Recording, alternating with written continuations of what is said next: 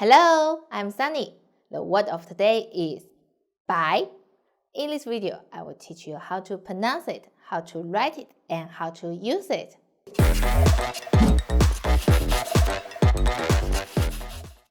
First, let's read together. 我们一起读。白波 I together. Boy, bye. And second tone. Bye, bye. Very good. Now let's write it. 我们一起写。撇竖横折横横。白 means white.